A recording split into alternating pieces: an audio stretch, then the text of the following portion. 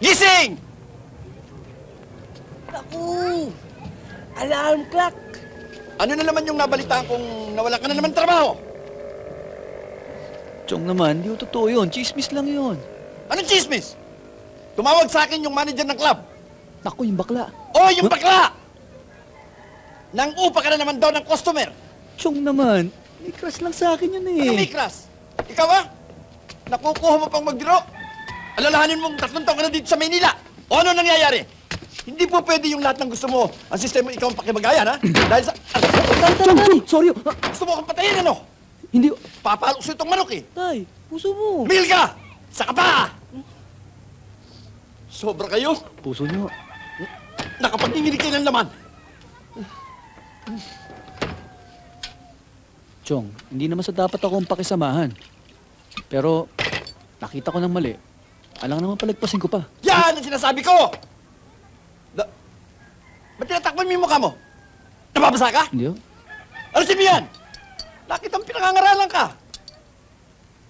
Hindi lahat ng baluktot na makikita mo dito sa mundo, eh itutuwid mo. Baka lalong magkagulo-gulo. Alalahanin mong ikaw ay parulado lamang. Mahirap humanap ng trabaho ang isang katulad mo. Sinasayang mo ang pagkakataon.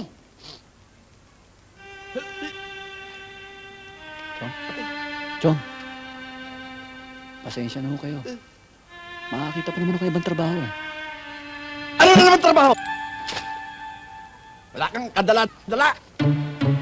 Palibasa. Sanay kang kain tulog sa loob. Ng preso.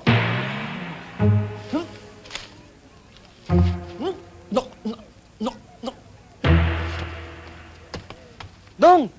Di ba kailangan mo ng trabaho? Eto na kasagutan. Sumama ka sa sindikato. Mahuli ka man. Fraud page ka pa. Yung bang kidnap o ransom? Saka, kayang-kaya mo ng bunuin yun. Sanay ka naman sa loob, di ba? Hoy, hindi ako nakipagbiron sa'yo. Sorry, Dong. Biro lang may sa akin. Kung gusto mo, sasama kita doon sa kaibigan ko. Baka maka-extra ka pa. Mas ang awa na siguro kung makapasa. Bahala na. Bigay mo na. Graduate ko, yan ang gusto kong trabaho. Tawagan mo ako para ano, tulungan kita. Ay, doon. Uy! Ano? Ikaw ba hindi ka nahirapan? Sige na. Ano ka ba? Go for it. Tumigil ka nga. Okay yan, pare. Guys, Kaya mo gusto mo ako.